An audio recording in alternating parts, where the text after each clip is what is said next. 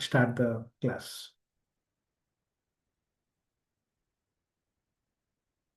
Just calm down.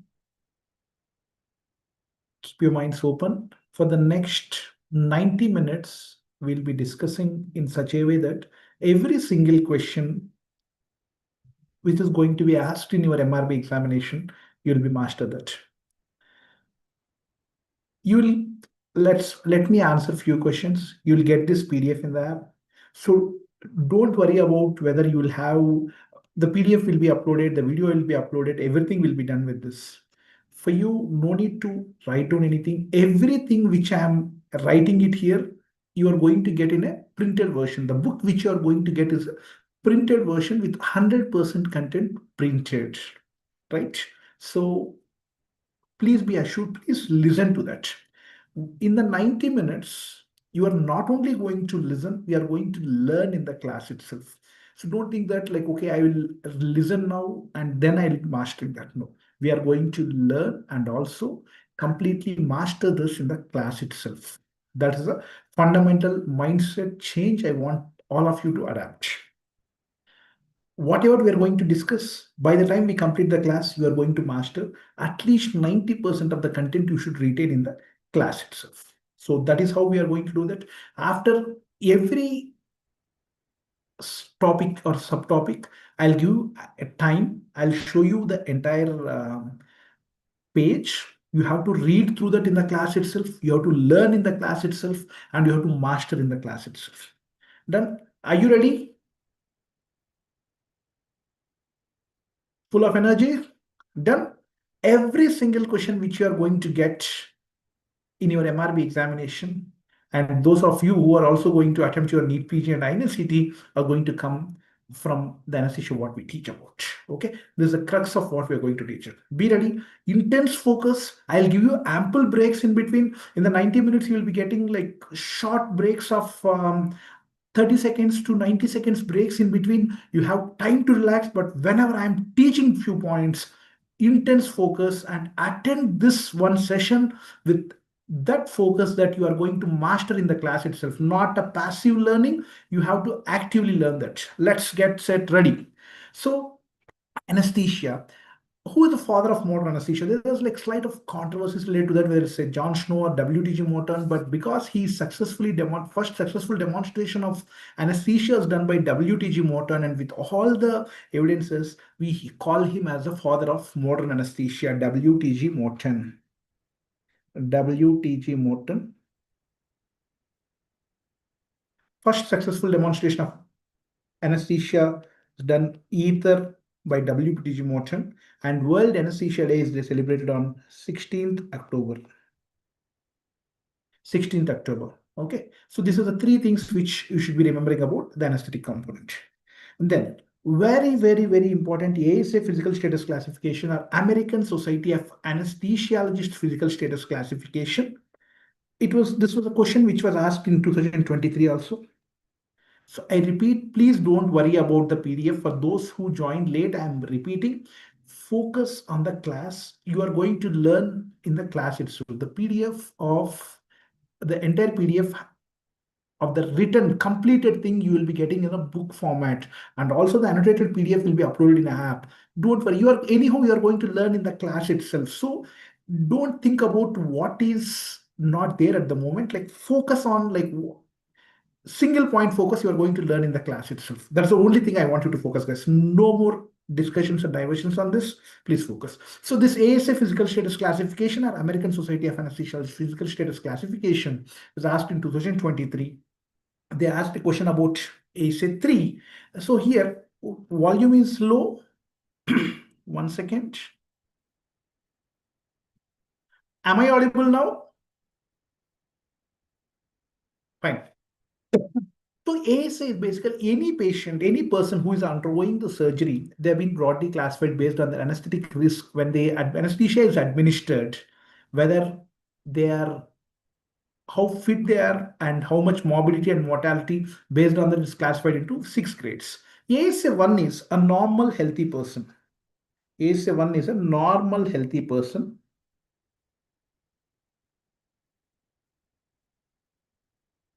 ASA2 is, so the examples of ASA1 are like the patient who's a non-smoker and non-alcoholic.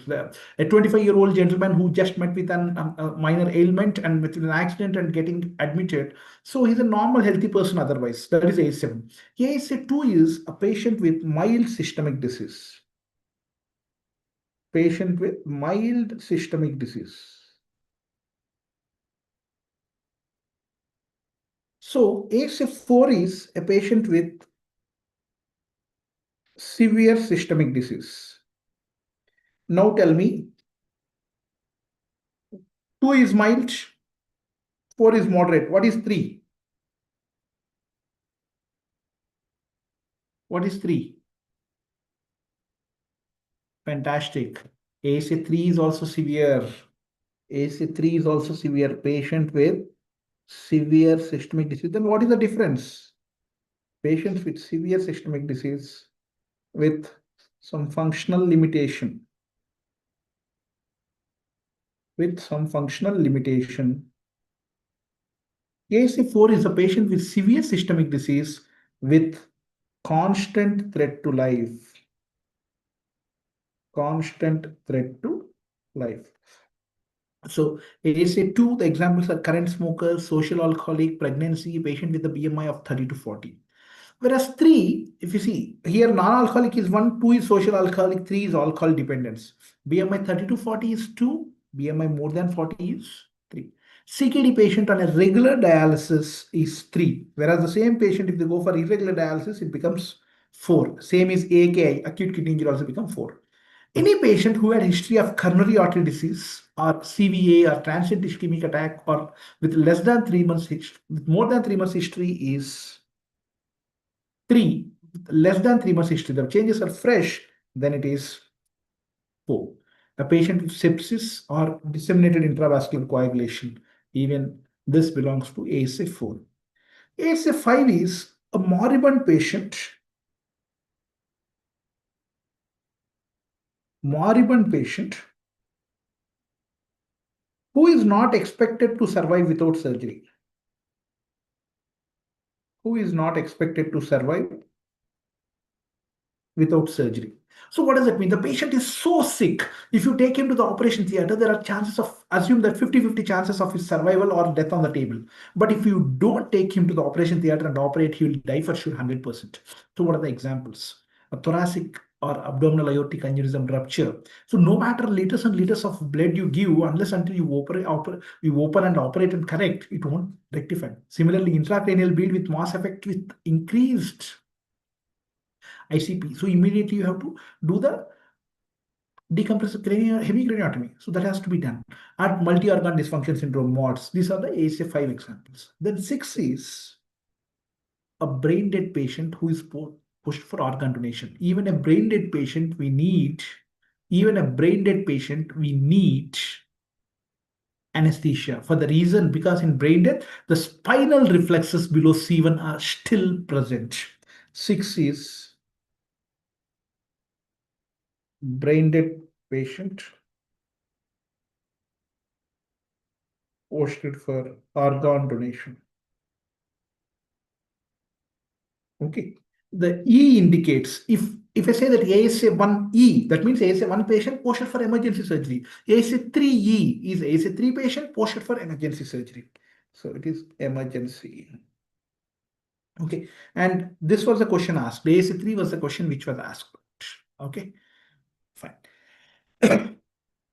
Then METS. METS is metabolic equivalent of task score. That means when you are sitting and listening to the class at the moment, the rate of energy or oxygen you are consuming at rest, that is 3.5 ml per kg per minute. Suppose if you are 60 kilos, you are consuming approximately 210 ml per minute of oxygen you are consuming.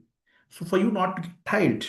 So what is the significance of us? Please remember this one point. METS 5 are metabolic equivalent of task score 5. See, is my audio clear or not? Like few of you are, 1 or 2 people are saying that audio is not audible. Rest of you who are all able to see that, can you just type in the chat box audible and clear? Yes. For those who are mentioning that audio is not clear, please get it rectified. It probably seems from your end. Thank you. So METS 5 is climbing one flight of stairs and dancing or cycling. Remember one thing, climbing one flight of stairs. So if a patient can climb from a ground floor to the first floor, one flight of stairs without any difficulty, without any gasping, that means they're tentatively fit for anesthesia. That is metabolic equivalent of task score. Okay. So this is all what I want you to remember. Now, before we go to the next page, you have exactly 1 minute to go through this and master that in the class itself, and your time starts now. Intense focus. A7 normal healthy person, A2 is my patient with mild systemic disease. 3 is patient with severe systemic disease with functional limitation. 4, patient with severe systemic disease with a constant threat to life. 5 is a moribund patient who is not expected to survive without surgery. 6 is a brain dead patient posted for organ donation. So your time starts now. 30 seconds, 1 minute. Go ahead. Learn in the class itself.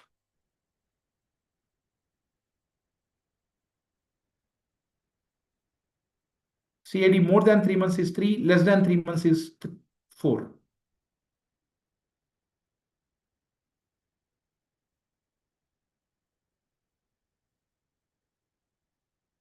Intense focus.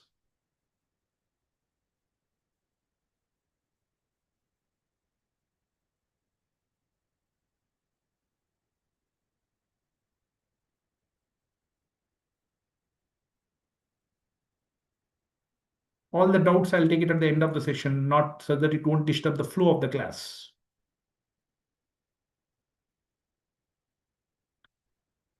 5 more seconds. Done. Okay. Next, come to the modified Mallampati grading. Again, this was a question which was asked in the MRB examination. Very easy. Modified Mallampati grading is basically to assess the difficulty of the level of intubation based on what all the structures seen. If you might have seen MMP grading, modified Mallampati grading being assessed. You exactly sit in front of the patient at the same height and ask the patient to wide open the mouth and protrude the tongue like this. And once they see that, based on what all structures are visible, if you can see the entire, all the pillars, fauces, entire uvula, soft palate, hard palate visibility is one. If you can see the fauces but not the pillars, but the uvula only, or entire uvula except the tip is seen here.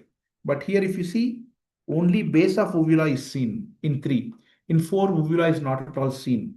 So they have been like modified Mallampati grading in this to assess difficulty of level of intubation,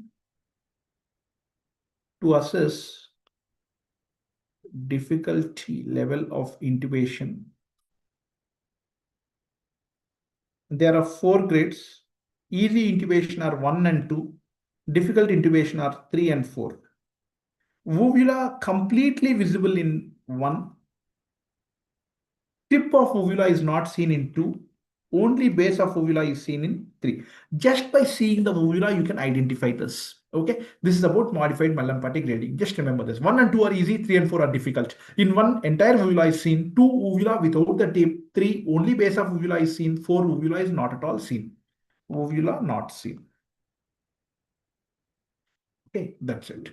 Then again, this is an important question. Twice the question was asked based on what are the drugs that has to be continued and stopped on the day of surgery. We'll discuss. If it is aspirin less than 75 mg, you see, why do we have to stop or continue the drugs? Basically, remember, if any drug,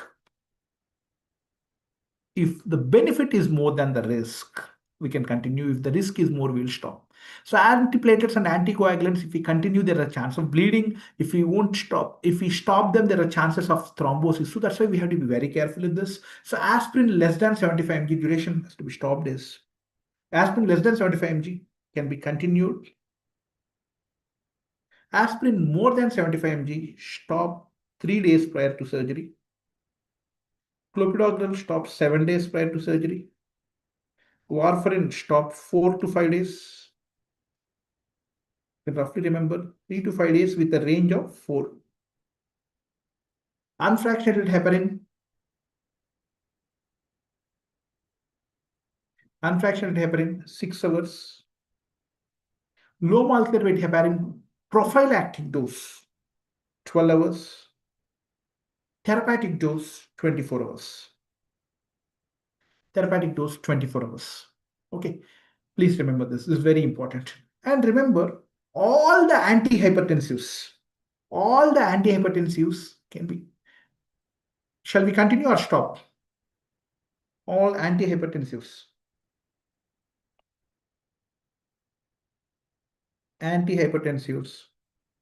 continue except AC inhibitors and angiotensin receptor blockers. Because they cause prolonged refractory hypotension.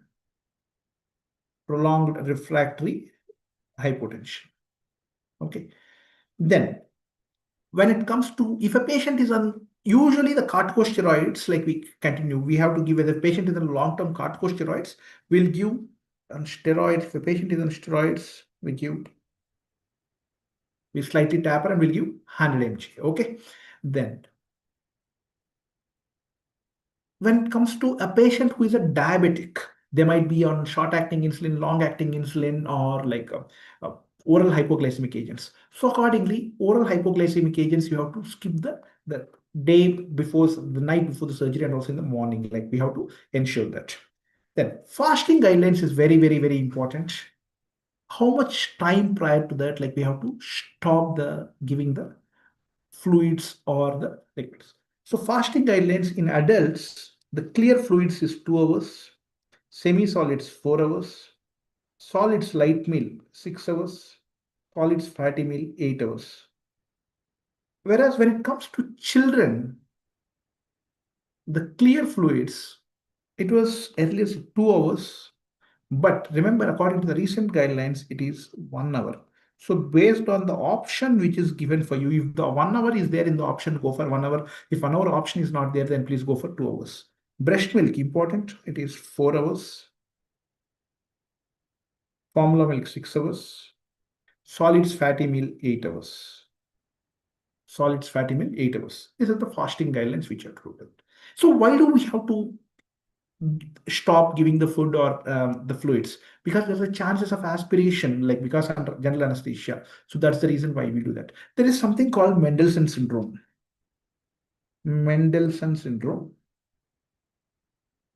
which is called as chemical pneumonitis, which can occur in pregnancy.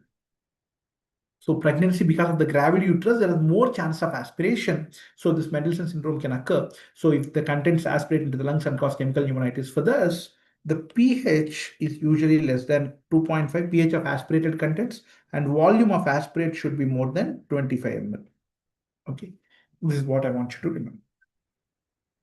Now, again, a minute for you, just about modified Mallampati grading, drugs to be continued and stopped on day of surgery, and fasting guidelines. The time starts. Come on. Intense focus, 1 minute, master that, please. All the doubts, I'll take it at the end of the session. I'll give my number also. So now focus on learning whatever you have listened.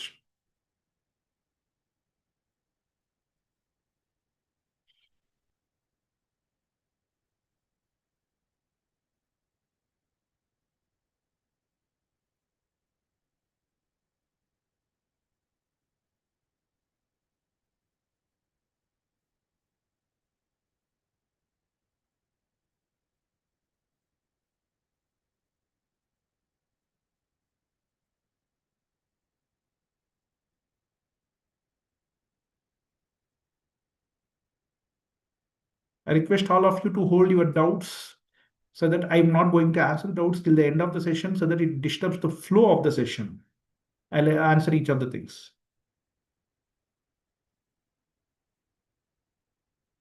Done. Now, coming to the anesthesia workstation and the cylinders. So let's start with the cylinders. air, oxygen, nitrous oxide, carbon dioxide, cyclopropane, NOx, helium. All the gases in physical form, they are stored in the gaseous form, except nitrous oxide, carbon dioxide, and cyclopropane, they are stored in the liquid form. And pin index is very, very, very important. Pin index, pin is present in the anesthesia machine. Pin is present in the anesthesia machine. Hole is present on the cylinder valve. So it is a safety mechanism which prevents the wrong attachment of the cylinder to the anesthesia machine. So remember, what is the pin index? For air, it is 1.5. For oxygen, 2.5. For nitrous oxide, 3.5. For carbon dioxide, it is 1.626. And for cyclopropane, it is 3.6. And for NOx, is the only one number which the pin index is single number, 7. And helium, 2.4. Please remember these three things, please. Then, the pressure for air and oxygen is approximately 2000 psi, nitrous oxide and carbon dioxide approximately 760 psi. Then what is the color of the cylinder? For air, the color of the cylinder is it's gray body with white shoulder. Oxygen, black body plus white shoulder. Nitrous oxide is blue in color. Carbon dioxide is gray in color. Cyclopropane is orange. And NOx is blue body with white cylinder.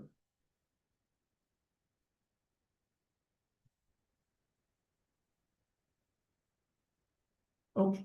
So in this, I want you to remember about oxygen, everything. Pin index is 2.5. It's a black body with white shoulder. I want you to remember. And the next is nitrous oxide. Okay.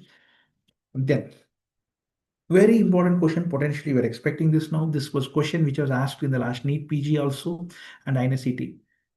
So what is the circuit of choice? This is when I'm saying circuit of choice, among the Mapleson circuits, what is the circuit of choice? There are 6 types of circuits, A, B, C, D, E, F and all.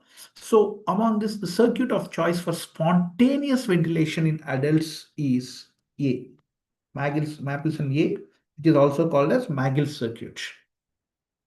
For controlled ventilation in adults, it is Bain's circuit. It's Mapleson D. In children, what is the circuit of choice for spontaneous ventilation? It is F, Joxon-Rees or JR circuit, also called as Mapleson F. Same here, JR circuit.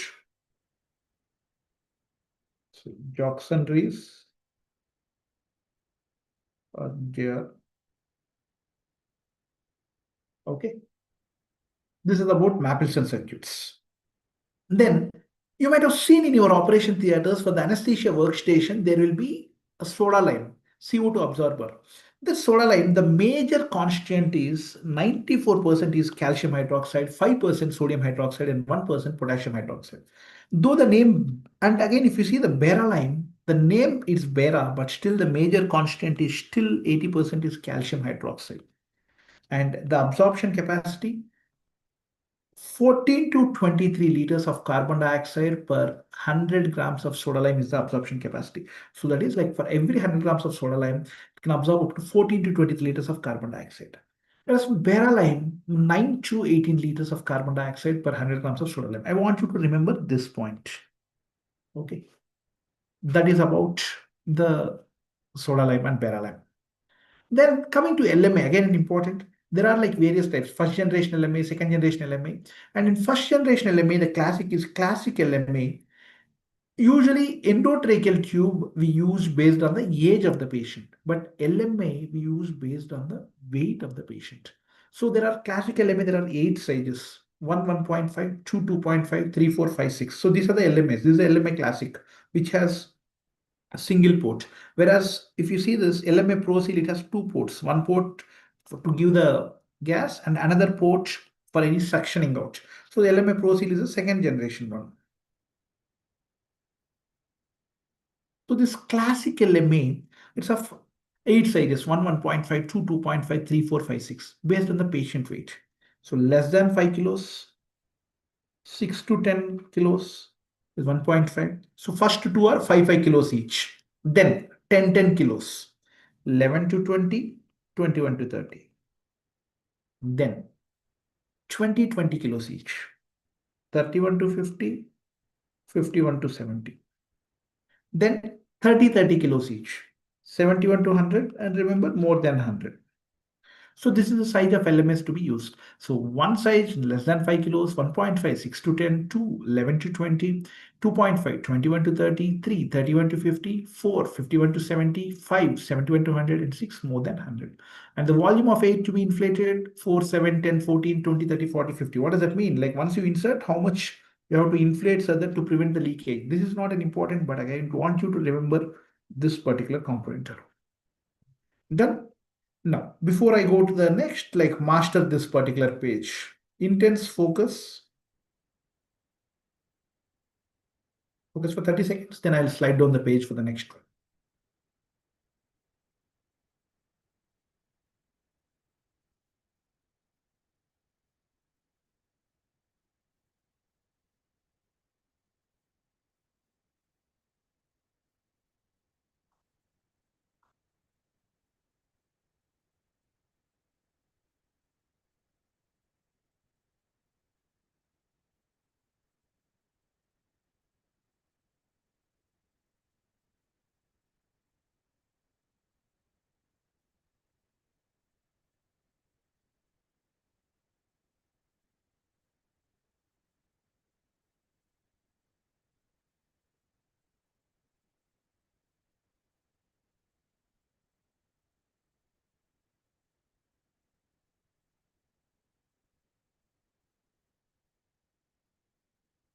Done.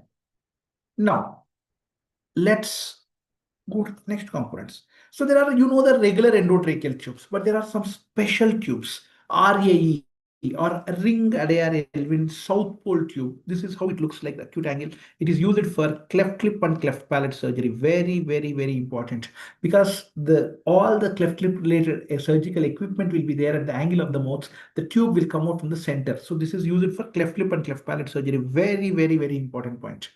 And double lumen tube. All the tubes what you see has single lumen, single cuff, single balloon. But this double lumen tube, you can see this: two lumens, two cuffs, two balloons. This is used for single lung ventilation. Any part of the body, if the surgery is happening, you can ventilate both the lungs. But if surgery itself is happening on the right lung, you can't ventilate the lungs intraoperatively for that particular right lung. So in that time, you ventilate only the left lung. So this double lumen tube is used for single lung ventilation. Then remember this: manual inline stabilization. This is used in cervical spine injury patients. Suppose in trauma and head injury, the most worrying thing is cervical spine injury. That time, usually what is the ideal position for intubation? We do the flexion of cervical spine and extension at atlanto-occipital joint. That's called the sniffing position. But if we try flexion and extension of the head, it further worsens the cervical spine injury. So that's why whenever you suspect a cervical spine injury, you have to intubate in a manual inline stabilization. So one anesthesiologist or like one person who trained will be stabilizing the hand. The name itself says manually you are stabilizing in line, and another person will be intubating here without much of the movement. Okay, that is fine. Then again, remember the Selix maneuver. Selix maneuver is again to prevent the aspiration during the intubation. So what you do is you apply pressure over the cricoid cartilage downwards and backwards so that it prevents the aspiration. This is a Selix maneuver during the intubation. Okay, and remember this image, please. So this is when you're doing the face mask ventilation of the intubation. You do this. You do the head tilt, chin lift, and with the two fingers, and you keep it here and with the jaw thrust. Okay. So that is what you do. Here, what you are seeing is the face mask holding. It's CE technique. Two fingers like a C and three fingers over the jaw like E. CE technique. This is okay. Then this is very important even for your NEET-PG and INCT examinations. There was never a paper, like if you go back and see for the last 6 years, at least there will be one question which may be related to the breathing systems, particularly since COVID, the phenomenal importance has been given to this particular thing. So we are expecting potentially question in this MRB examination on this one too. So nasal prongs, you might have seen this nasal prongs. The question is asked, what is the maximum FiO2 that can be delivered? 21% is already there in the room. and addition based on how much you keep the fresh gas flow. 4 into fresh gas flow. If the question is asked, a patient is shifted from operating room after the surgery to the recovery room and he is kept on 3 liters oxygen. Example, this is 3 liters oxygen. So how much is the FiO2? So how do we calculate? 21% plus 4 into 3, 12. That will become 33%. So that is how you have to calculate this. Okay, this is the natural prawns. Then simple face mask, how you can easily identify is as a simple transparent mask with the holes you can easily identify. You usually you won't get a question from this, but remember, non-rebreathing mask, very, very, very important image, where if you see a mask with a bag attached and the oxygen port, that is called the non-rebreathing mask. The maximum FiO2